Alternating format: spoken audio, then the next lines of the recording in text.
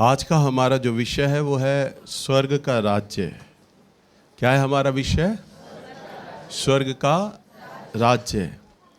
हम आत्मिक बातों को सीख रहे हैं और इस विषय का नाम इसलिए है स्वर्ग का राज्य क्योंकि परमेश्वर जो स्वर्ग में प्रभुता करता है वो पृथ्वी पर भी प्रभुता करता है। आपको जानकर बड़ा अचरज होगा कि पृथ्वी पर कैसे प्रभुता कर सकता है।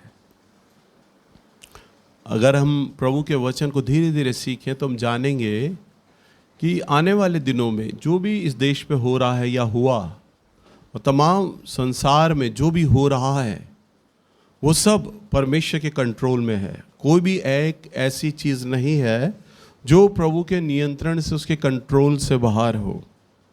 परमेश्वर का वचन सब चीज़ों को प्रकट कर रहा है, बता रहा है। हम आत्मिक बातों को सीखते हैं। संसार, शारीरिक बातें ये अपनी जगह पर संसार का ज्ञान है और इसको जानना भी चाहिए, परंतु हम इसको एक संसार का ज्ञान, क्योंकि हम इसमें रहते हैं तो हमें नॉलेज होना चाहिए, पर हम इसको प्रायोरिटी ना दें, प्राथमिकता ना दें। प्राथमिकता हम किसे दें? आत्मिक बातों को। प्राथमिकता किसे दें? आत्मिक बातों को, क्योंकि परमेश्वर जो स्वर्ग में है वो पृथ्वी पर भी प्रभुता करता है। और प्रभु अपने वचन में बोलता है तुम्हारा सोच मेरे सोच से मेल नहीं खाता, तुम्हारा काम करने का तरीका मेरे काम करने के तरीके से मेल नहीं खाता। तो आज हमारे जीवन में जो भी बातें हैं, जो भी समस्याएं चलती हैं, वो इन्हीं दो कारणों से है, क्योंकि हमारा सोच परमेश्वर की सोच से मेल नहीं खा रही और हमारा काम करने का तरीका परमेश्वर के काम करने के तरीके से मेल नहीं खाता। अगर हम देखें, हमें लगेगा संसार में ये जो बातें हम सोचते हैं ना, जो बातें हमारे लिए पॉजिटिव है, सकारात्मक है, उसका उल्टा, यूं समझ लो, उसका उल्टा परमेश्वर सोचता है, बिल्कुल उसका विपरीत, अलग। प्रभु कहता है जो कोई अपना प्राण बचाएगा, भाई हर आदमी अपना प्राण बचाना चाहता है ना, है ना। प्रभु क्या कहता है? जो अपना प्राण बचाएगा वो उसे गवा देगा। वो उसे क्या करेगा? गवा देगा। जब मैं वचन पढ़ता था मुझे अजीब लगता था, प्रभु ये क्या कह रहे हो आप? जो अपना प्राण बचाना चाहेगा क्यों नहीं बचाएगा कोई हर आदमी? मैं भी बचाऊंगा। प्रभु कहता वो उसे गवा देगा, और जो मेरे राज्य के लिए अपने प्राणों को गवाएगा, प्रभु कहता वो उसे बचा लेगा। हालेलुया, है ना। बिल्कुल उल्टा। हम संसार में रहकर अपने प्राणों को बचाना चाहते हैं तो प्रभु कहता है तुम गवा दोगे, परंतु अगर तुम मेरे राज्य के लिए अपने प्राणों को गवाओगे तुम बचा लोगे इसे। हालेलुया। सो आइए हम प्रभु के वचन में चलते हैं। निकालिए रोमियो की किताब, इसका 14 अध्याय और इसका 17 पद। क्योंकि परमेश्वर का राज्य खाना पीना नहीं, परंतु धर्म और मेल मिलाप और वह आनंद है जो पवित्र आत्मा से होता है। जो कोई इस रीति से मसीह की सेवा करता है वह परमेश्वर को भाता है और मनुष्यों में ग्रहण योग्य ठहरता है। अब ध्यान से सुनो। अब देखो, जो मैं बता रहा था आपको कि तुम्हारा विचार मेरे विचार से मेल नहीं खाता, प्रभु अपने वचन में कहता है, सुनो 17 पद में, क्योंकि परमेश्वर का राज्य खाना पीना नहीं है। परमेश्वर का राज्य कैसा है? खाना पीना नहीं है, प्रभु कहता है अपने वचन में।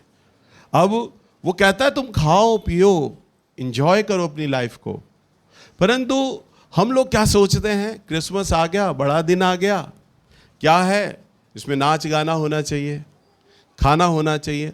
अच्छा खाने के लिए मना नहीं कर रहा परमेश्वर, परंतु तुम्हारा जो नाचना है वो किस श्रेणी में आ रहा है? तुम्हारा क्या वो नाचना, वो खाना क्या परमेश्वर के वचन से बाहर है, उसकी उपस्थिति से बाहर है? आज पूरे संसार में जब क्रिसमस आने लगता है तो वो क्या करते हैं? वो नाचना और खाना क्या ड्रिंक एंड डांस समझते हैं, बस मौज मस्ती। क्रिसमस आ गया है, अभी क्रिसमस आने लगेगा तो 20 तारीख से कनॉट प्लेस में सड़कों पे डांस शुरू हो जाएगा, कॉलेज के लड़के लड़कियां ड्रग्स ले रहे हैं, नाच गा रहे हैं, उनसे कहो भाई तुम ऐसा क्यों कर रहे हो, अरे क्रिसमस आ रहा है भाई, हैं? सिर्फ मसीही लोग नहीं, जितने भी और धर्म के लोग हैं वो क्रिसमस मनाते हैं, नया साल मनाते हैं। पर प्रभु यीशु का आना इसलिए नहीं था कि मेरे बच्चे डांस करें, मेरे बच्चे ड्रिंक करें। वो वचन में लिखता है उसका राज्य खाना पीना नहीं है, मौज मस्ती नहीं है। आज पिक्चरों में लोग ये देखते हैं कि पीटर है वो शराब पीने वाला है, हेलन है वो कैबरे डांसर है। आज अन्य जाति लोग सोचते हैं जो मसीही लोग हैं ना वो इसी तरह के होते हैं। एक बार एक अन्य जाति लड़का मुझे बोलता, भैया मैं चर्च आना चाहता हूँ। मैंने उससे सवाल किया, भाई क्यों आना चाहता है? भैया मैंने शादी करनी है। मैंने कहा अच्छा। मैंने कहा फिर? कह रहा चर्च में लड़कियाँ बड़ी आसानी से मिल जाती हैं ना। मैंने कहा वाह, बट रही हैं वहाँ पे? हाँ। मैंने कहा वहाँ बट रही हैं लड़कियाँ, आ तू आ जा ले जा। हाँ हालेलुया। लोगों का सोच है कि चर्च जाएंगे, सब लड़के लड़कियां बर्थडे फ्रैंक होते हैं, पटा लेंगे कोई भी लड़की, शादी कर लेंगे। ड्रिंक चलता है, शराब चलता है। कई लोग मुझे जानकर, मेरे जानकर जो होते हैं वो कहते हैं भैया आप तो पीते होगे शराब? मैं कहता हूँ नहीं मैंने तो छोड़ दिया, मैं तो प्रभु की सेवा कर रहा हूँ। नहीं कई पास्टर लोग पीते हैं, आप तो पी सकते हो। मैंने कहा नहीं, परंतु वचन में लिखा क्या है? क्योंकि परमेश्वर का राज्य खाना पीना नहीं है। हालेलुया। इसलिए कई बार जब क्रिसमस आता है हमारे चर्च में तो आप लोग ऐसे कई लोगों को ले आते हैं। बीते दिनों में हमने रोक लगाया था, जो लोग आपके रिश्तेदार, पड़ोसी, गली मोहल्ले के लोग शराब पीकर आते हैं और हमारे बच्चे यहाँ पर प्रभु के गानों पे डांस कर रहे होते हैं और वो बीच में आ जाते हैं नाचने के लिए। उनके लिए तो मौज मस्ती, अरे बड़ा दिन हम चर्च में गए हैं और हम तो अपने ड्रिंक करे हुए हैं। परंतु नहीं, वचन में लिखा है परमेश्वर का राज्य खाना पीना नहीं है। प्रभु आपको एंजॉय करने के लिए कह रहा है। परमेश्वर का वचन बड़ी सटीक बात कहता है, देखो ध्यान से सुनो। प्रभु कहता है हे जवान, अपनी जवानी के दिनों में खूब आनंद कर। क्या कहता है? हे जवान, अपनी जवानी के दिनों में खूब आनंद कर, परंतु ये याद रख क्योंकि यहोवा तेरे से हर एक दिन का लेखा तुझसे लेगा। हालेलुया। वो आपसे लेखा लेगा। आप कैसा आनंद कर रहे हो, कैसा मौज कर रहे हो, कैसे कपड़े पहन रहे हो, कैसा खाना खा रहे हो, वो हर एक दिन का लेखा आपसे लेगा। सो परमेश्वर का राज्य खाना पीना नहीं परंतु धर्म। धर्म का मतलब परमेश्वर का, धर्म का मतलब ये नहीं ईसाई धर्म, हिंदू धर्म, मुस्लिम धर्म। धर्म यहां पर बाइबल बोलती है कि धर्म का अर्थ होता है परमेश्वर का आचरण, परमेश्वर का व्यक्तित्व, परमेश्वर का स्वभाव। आप यहां पर आ रहे हैं तो इसलिए नहीं आ रहे कि आप ईसाई धर्म को जाने, ना ना ना ना, ईसाई धर्म को नहीं जानना। हमने जानना है परमेश्वर को, परमेश्वर का नेचर, प्रभु का स्वभाव, प्रभु का काम करने का तरीका। क्या है उसका काम करने का तरीका? उसका स्वभाव क्या है? उसका सोच क्या है? जब हम उसकी सोच को जानने और समझने लगेंगे तो हम अपने स्वभाव को, अपनी नेचर को परमेश्वर की नेचर में फिट करेंगे। हालेलुया। समझ पा रहे हैं? तो हम ये नहीं कहेंगे प्रभु आप मेरी नेचर में फिट हो जाओ। प्रभु की नेचर में हमें फिट होना पड़ेगा। जब हम प्रभु के काम करने के तरीके को सीखेंगे, जानेंगे, तो हमें अपने काम करने के तरीके को उसमें फिट करना पड़ेगा। ये कभी नहीं हो सकता कि प्रभु आप मेरे काम करने के तरीके में फिट हो जाओ ना।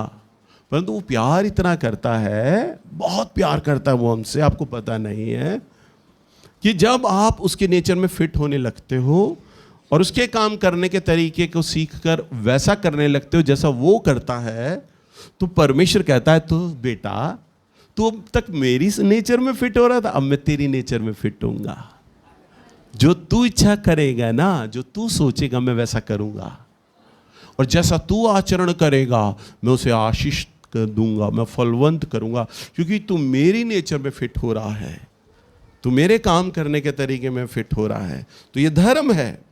वचन में लिखा है परंतु धर्म और मिलाप वह आनंद है। मिलाप माने मिलाना, मिलाप माने प्रभु का वचन कहता है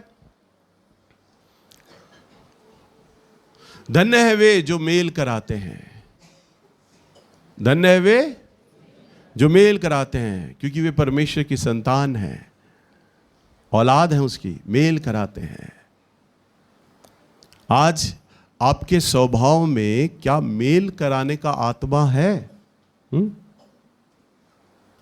बहू आती है, बेटे को अलग कर लेती है माँ बाप से, ननद भाभी में झगड़ा, एक ननद को खतरा हो जाता है कि बहू आ गई है, अब भाई मेरा छिन गया है।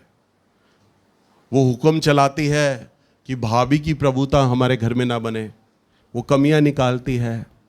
सास कमियां निकालती है, सास को ये डर होता मेरा बेटा अब छिन जाएगा। पता नहीं ये छीना छानी का डर क्यों होता है। हालेलुया। सास को डर होता है, वो प्रभुता दिखाती है, वो बहू को शुरू से दबा के रखती है। ज्यादातर घरों के अंदर जो ससुर होते हैं ना, वो न्यूट्रल होते हैं, वो नहीं बोलते बहू से। वो बहू से कब बोलते हैं? वो बीवी के कहे में आकर बोलते हैं। परंतु ये सच्ची बात है भाई, जितने तुम औरतों के नाटक देखते हो ना, उसमें औरत औरत की दुश्मन होती है। जितने भी नाटक देख लो, और वास्तविक है ही ये, औरत औरत की ही दुश्मन है, औरत औरत ही विलन है एक दूसरे की। हालेलुया। ससुर तो बेचारा न्यूट्रल होता, काफी लंबे टाइम के बाद वो बहू को बोलने लगता है। वो कब बोलता है? क्योंकि सास उसकी पत्नी है। जब वो दोनों अलग होते हैं तो वो बहू के खिलाफ भरने लगती है, और धीरे धीरे पति के खिलाफ पति के मन में बहू को लेके भी समस्याएं बातें आ जाती हैं, तो घर में अलगाव आ जाता है। परंतु प्रभु कहता है कि धर्म और मिलाप करने वाले कौन हैं? मेल कराने वाले कौन है? प्रभु कहता है जो मेल कराएंगे वो मेरी संतान है, वो मेरी औलाद है। अभी तो आप लोगों का लोगों से ही मेल नहीं करा रहे। रिश्तों में दरारें होती हैं, आपकी रिश्तेदारियों में। कभी आपको बोझ ही नहीं आता कि हम उन रिश्तेदारों की में मेल करा दें, उनका झगड़ा मिटवा दें। आपको मालूम होता है कि हमारे ही परिवार में बाप और बेटे की बोलचाल नहीं है कई महीनों से। आपको बोझ ही नहीं होता है कि मैं बेटे और बाप का झगड़ा किस तरह से मिटवा दूं कि ये आपस में मेल करने लग जाएं, इनमें मिलाप हो जाए। जब आप तक आपके अंदर ये स्वभाव नहीं आएगा ना, तो आप लोगों को परमेश्वर से कैसे मिलाएंगे? ये स्वभाव नहीं आएगा। हालेलुया। आप समझ रहे हैं? जब मैंने प्रभु की सेवा शुरू करी, तब मैं जब अस्पतालों में जाता था ना, ड्यूटी खत्म करके 8 बजे अजमेरी गेट से निकलता था, फिर दिल्ली गेट के पास इरविन हॉस्पिटल है, वहाँ जाता था, वार्ड में चला जाता था। मैं लोगों से पूछता था इनको क्या बीमारी है? वो बोलते थे ये बीमारी है। डॉक्टर क्या कह रहे हैं? डॉक्टर ये कह रहे हैं। मैं प्रार्थना करूं इनके लिए? प्रभु ने मुझे वरदान दिया, मैं प्रार्थना करूंगा ये ठीक हो जाएंगे। कई लोग बड़े प्यार से बोलते थे हाँ करिए करिए, आप प्रार्थना कीजिए, और मैं उनके लिए प्रार्थना करता था। कई लोग डांट के निकाल दिया करते थे, भाग जा, भाग यहां से। आ गया यहां पे मुंह उठा के, धर्म बदलेगा हमारा तू? लोग डांट के निकाल दिया करते थे। कई बार मन टूटता था, बेइज्जती हो जाती थी वार्ड में कई लोगों के आगे, बाहर आता था, आंसू होते थे, मन टूट जाता था। प्रभु नहीं, अब ड्यूटी के बाद सीधा घर जाऊंगा मैं, बेकार का काम है। प्रभु मुझे कहते थे लोग मर रहे हैं मेरे बिना, मेरे प्रेम को नहीं जानते, मेरे पुत्र नहीं जानते। तू जा उनके पास, मैं तेरे संग हूं। परमेश्वर की आवाज मेरे कानों में आती, मुझे बेचैन कर देती। तू जा उन लोगों के पास। और उन लोगों के पास जाता रहा। एक दिन, एक हफ्ता, महीना नहीं, सालों गया हूं मैं अस्पतालों में, लोगों से मिला। किस लिए? ये परमेश्वर को जान लें। हालेलुया। उन अस्पतालों के मरीजों से कभी किसी ने मुझे 1 रुपया भेंट नहीं दिया, दान नहीं दिया, और वो लोग आकर कभी मेरे चर्च में भी नहीं आए। मैं अगर वो मेरे सामने आ जाए तो मैं उनकी शक्लें भी नहीं पहचान पाऊंगा। वो किस बिरादरी के थे, किस धर्म के थे, मुझे नहीं मालूम। वो किस गांव से आए थे, मुझे नहीं मालूम। वो चले गए। परंतु अब उनके जीवन में एक नाम है, यीशु नाम। कभी कोई समस्या आएगी ना तो उनके दिमाग में वो बात क्लिक करेगी। एक लड़का था, जब हम बीमार थे अस्पताल में, वो आया था, हमारे लिए प्रार्थना की थी, मैं ठीक हो गया था या ठीक हो गई थी। अब मैं प्रभु के वचन को ढूंढता हूँ, तो उनके गांव, उनके शहर के आसपास जहाँ पे भी कोई प्रभु का दास होगा, कोई आराधनालय होगा, वहाँ वो खोजेंगे और किससे मिलेंगे? वो यीशु नाम से मिलेंगे, भले ही वो मेरे चर्च नहीं आए। हालेलुया। पर ध्यान सुनो, उन सारे लोगों का अकाउंट, मैं किस किस के पास गया, किसने मेरा अपमान किया, किसने मुझे ग्रहण किया, मैं जाता रहा उन लोगों के पास, परमेश्वर ने लेखा बनाता चला गया, मेरा अकाउंट बनाता चला गया, लिखता चला गया वो सारी बातें। हालेलुया। और आज प्रभु ने मुझे लोग दे दिए। पहले मेरे को एक बुलाहट दिया था, प्रभु ने मेरे आत्मिक पिता के द्वारा बोला, मैं तुझे मेल और सुसमाचार के जूते देता हूं। मेल और सुसमाचार क्या? यानी तू लोगों को लोगों से मिलाना मेरे बेटे, और लोगों को परमेश्वर से भी मिलाना। मैं तुझे मेल और सुसमाचार के जूते देता हूं। प्रभु ने कहा, जा बीमारों पर हाथ रखना, वो लोग चंगे हो जाएंगे। जा, तू दुष्ट आत्माओं के सामने खड़ा होगा और वो तेरे सामने ठहर ना सकेंगी। जा, मैं तेरे संग रहूंगा। ये प्रभु ने बोला मेरे आत्मिक पिता के द्वारा भविष्यवाणी में। मैंने विश्वास किया और तब से मैं प्रभु की सेवा करना मैंने शुरू कर दिया। 93 में 93 में मेरा अभिषेक हुआ। सन 2000 तक मैं बीमार लोगों के पास जाया करता था। कई बार मैं रात को 11 साढ़े 11 बजे अस्पताल से यहाँ आता था। तब हमारे घर में लैंडलाइन फ़ोन होता था। मैं रोटी खाने लगता था, भूखा होता था, रोटी खाने लगता था, और जैसे ही किसी के व्यक्ति का फ़ोन आता था, भैया मेरी पत्नी के पेट में बड़ा दर्द हो रहा है और वो रोई जा रही है, प्लीज़ आप आ जाओ हमारे घर, या किसी के ऊपर दुष्ट आत्मा है, आप आ जाओ। मैं रोटी का निवाला वहीं छोड़कर भाग जाता था। परिवार के लोग कहते रहते थे, अरे रोटी तो खा ले, तू सुबह का आया हुआ है। मैं कहता हूँ अभी आऊँगा, मैं पहले मैं वहाँ की समस्या को दूर कर दूँ जाके। मेरे मन में क्यों हुड़कती? वो व्यक्ति चंगा होगा ना, अब यही तो मौका है। वो व्यक्ति चंगा होगा तो वो परमेश्वर को जानेगा। उस व्यक्ति में से दुष्ट आत्मा निकलेगी तो वो परमेश्वर को जानेगा, उसकी बिरादरी जानेगी, उसके रिश्तेदार जानेंगे, पड़ोसी लोगों को पता उसकी ये समस्या है, वो लोग जानेंगे। मैं उन लोगों के लिए 15-15 20-20 दिन के उपवास करता था। ये व्यक्ति चंगा हो जाएगा ना तो इसके द्वारा पूरा गली परमेश्वर को जानेगा। उन लोगों ने भले ही जाना ना जाना, परंतु परमेश्वर ये देख रहे थे ये सारी बातें कर रहा है। फिर परमेश्वर ने मुझे सन 2000 के अंदर, तो मेरी चर्च नहीं था, मेरा सेवा नहीं थी, प्रभु मुझे वो कहते थे प्रार्थना में, तू अपना घर खोल दे, मैं इसे भरूंगा। हर बार जब भी प्रभु मैं प्रार्थना में बैठता, प्रभु कहते तू अपना घर खोल, मैं इसे भरूंगा। मैं किसी को बुलाता नहीं था यहां पर प्रार्थना करने के लिए, कोई आ जाओ, परंतु धीरे धीरे धीरे धीरे परमेश्वर ने इस घर को भर दिया। हालेलुया। मैंने अपने आत्मिक पिता भाई आमोस की सभा कराई। मैं होटल में उनके पास मिलने गया। उन्होंने फॉर्मल मुझे कहा, बेटा प्रार्थना कर दो। मैं प्रार्थना करने के लिए बैठा, प्रार्थना करने के लिए लगा फॉर्मल कि प्रभु आपके दास जा रहे हैं, आपका वचन उनके द्वारा बात करें। मैं प्रार्थना करने लगा, परमेश्वर का अभिषेक आत्मा इतना तेजी से कमरे में आया। वो मेरे पास खड़े हुए, उन्होंने मेरे सर पर हाथ रखकर बोला, परमेश्वर तुझे याजकीय बुलाहट और याजकीय अभिषेक देता है। प्रभु ने मुझे याजक बनाया, पास्टर बनाया। पास्टर का काम चरवाहा, चरवाहे का क्या काम होता है? भेड़ों की देखभाल करना, भेड़ों को संभालना, भेड़ों को चराना। हालेलुया। ये होता है पास्टर का काम, भेड़ों को चराना, उन्हें संभालना, उनकी दिक्कतें सुनना।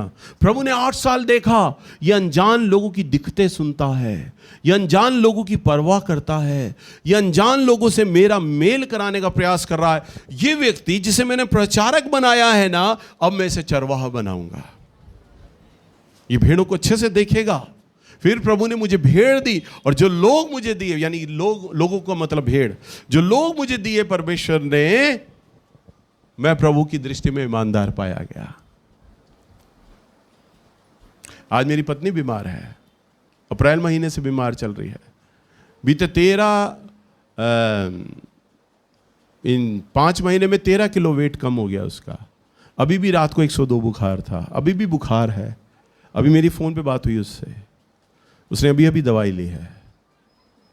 बीमारी के अंदर मैं अपनी पत्नी को छोड़कर यहाँ आया हूँ। आज मेरे पास प्रचारक है, मैं प्रचारक लोगों को कह सकता हूँ, बेटा मैं अपनी पत्नी के पास बैठा हूँ। क्या मैं अपनी पत्नी से प्यार नहीं करता? बहुत प्यार करता हूँ उससे। पर मैं प्रचारकों को बोल सकता था नहीं, परंतु ये सेवा परमेश्वर की है।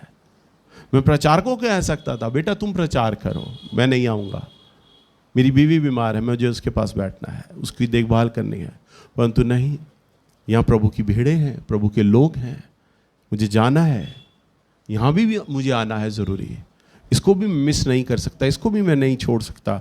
बहुत ज़रूरी काम है ये। मुझे लोगों को सिखाना होगा, लोगों को बताना होगा, लोगों को संभालना होगा। और मेरा परमेश्वर है ना, इन सारी बातों को लिख रहा है। मैं बड़ाई नहीं कर रहा कि मेरी पत्नी बीमार है, मैं उसे बीमारी में छोड़कर आया हूं, पर मैं आपको एक वास्तविक बात बता रहा हूं। मैं ये सच है ये। पर परमेश्वर उन तमाम बातों का लेखा लिख रहा है। हालेलुया। मेल मिलाप, और वह आनंद है। क्या है? आनंद। बोलिए आनंद। आनंद। आपके जीवन में किस प्रकार का आनंद है?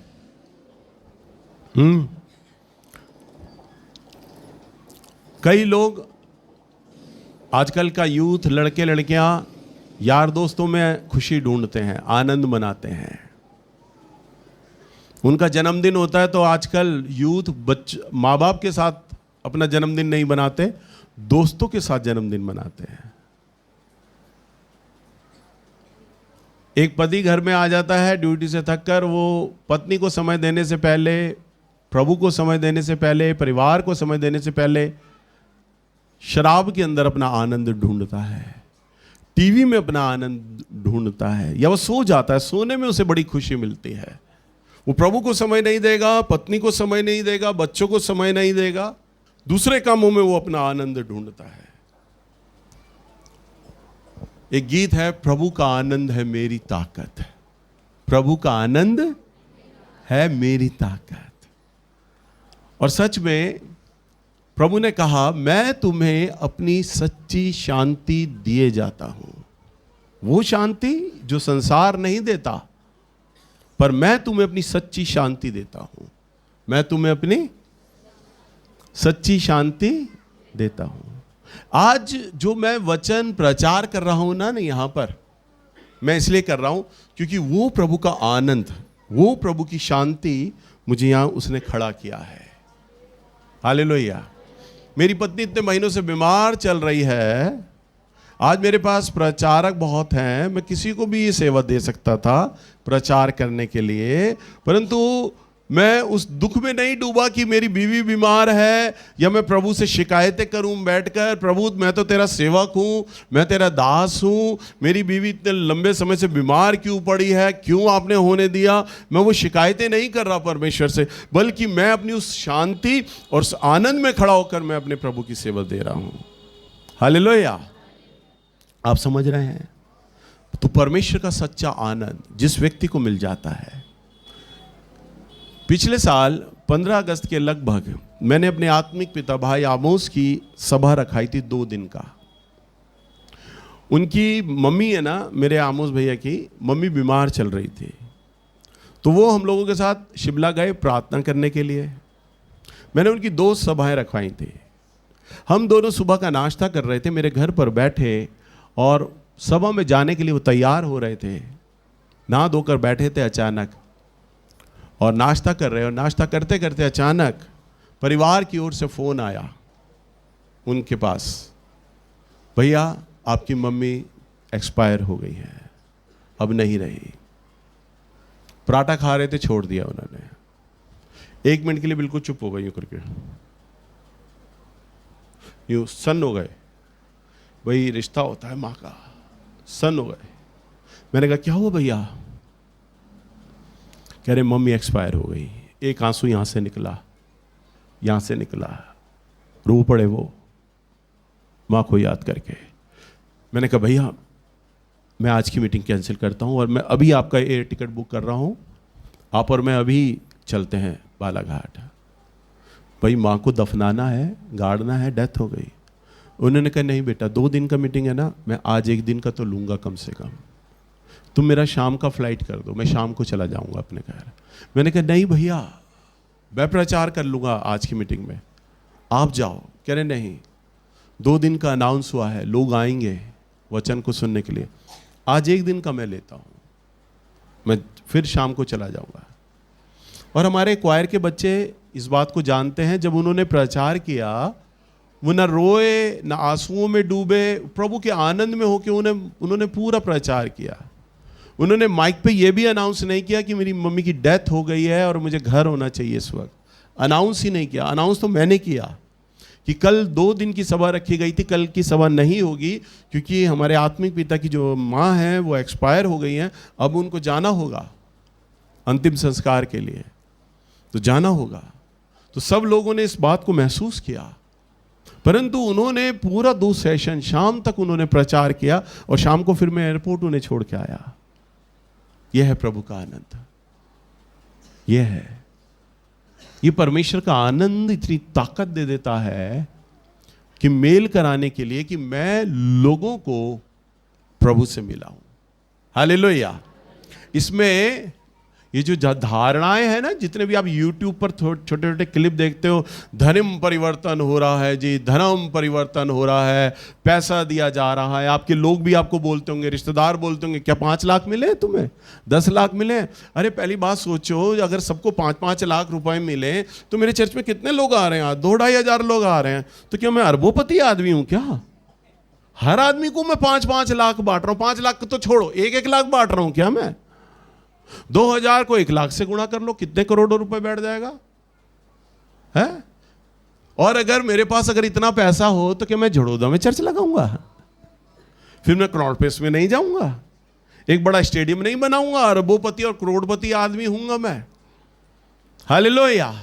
मुझे अमेरिका या इंग्लैंड को यह नहीं बताना कि कितने लोग प्रभु में आए, मुझे तो परमेश्वर को जवाब देना है, क्योंकि वचन में लिखा है। देखो 18वें पद में पढ़ो, जो पवित्र आत्मा से होता है। आगे देखो, आगे क्या लिखा है, पूरा वचन पढ़ो। क्योंकि परमेश्वर का राज्य खाना पीना नहीं, 14-17, परंतु धर्म और मिलाप और आनंद है। 18 पद, जो पवित्र आत्मा से होता है और जो कोई इस रीति से मसीह की सेवा करता है।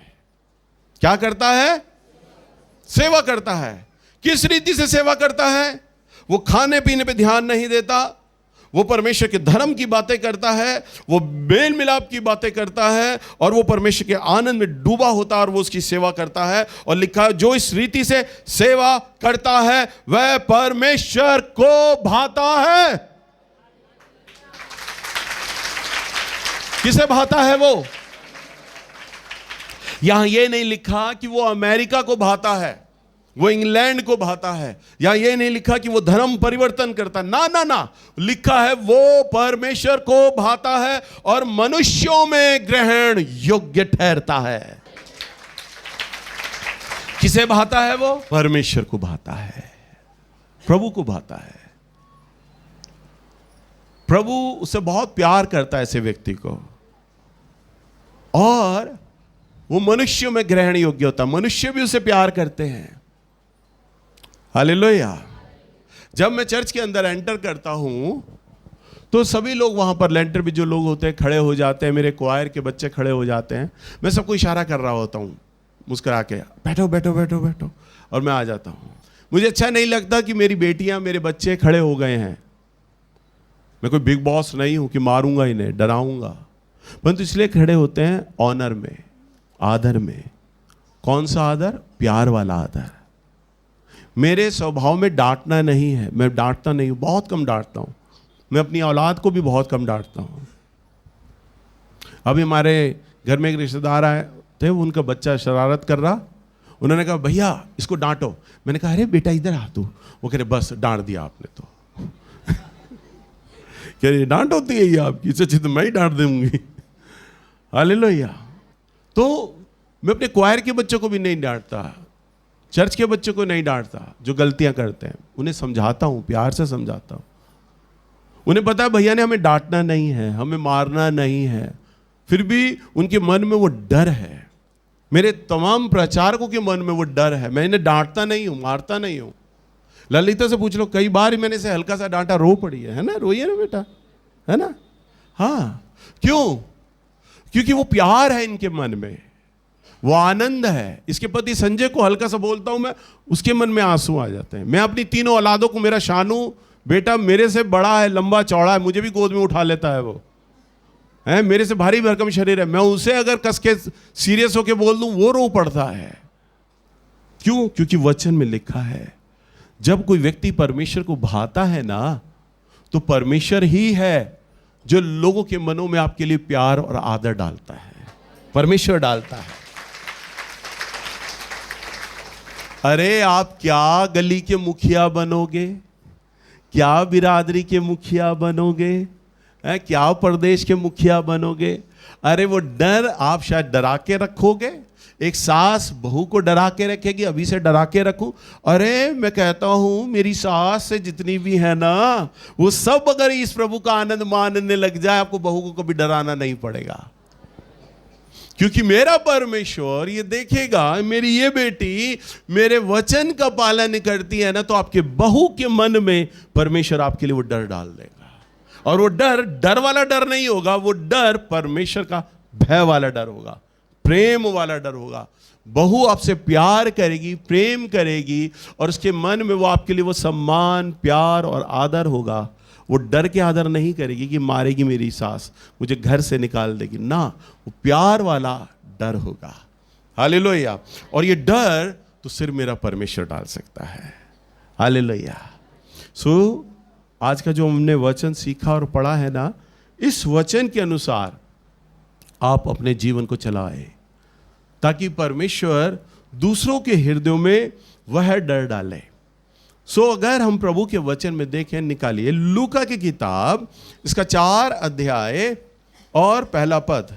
फिर यीशु पवित्र आत्मा से भरा हुआ यरदन से लौटा और 40 दिन तक आत्मा के सिखाने से जंगल में फिरता रहा, और शैतान उसकी परीक्षा करता रहा। हाँ, ध्यान से सुनो क्या लिखा है। फिर यीशु पवित्र आत्मा से भरा हुआ यरदन से लौटा। यहां पर हम देखते हैं प्रभु यीशु मसीह का बपतिस्मा होता है, परमेश्वर की आत्मा प्रभु यीशु मसीह पर उतरती है। परमेश्वर कहते हैं, सब लोगों को अनाउंस करते हैं, ये मेरा प्रिय पुत्र है, ये मेरा प्रिय पुत्र है। और यरदन से लौटा और आत्मा से भरा हुआ। आत्मा से भरा हुआ का मतलब परमेश्वर से बात कर रहे हैं, वो लगातार कम्युनिकेट चल रहा है, बातचीत चल रही है प्रभु की आत्मा से। हालेलुया। आप एक ऐसे व्यक्ति को, किस व्यक्ति को कहेंगे ये व्यक्ति आत्मा से भरा हुआ है? उस व्यक्ति का पवित्र जीवन है, पवित्र आचरण है, परमेश्वर में खोया हुआ है वो व्यक्ति, प्रभु से बातचीत चल रहा है उसका 24 घंटे।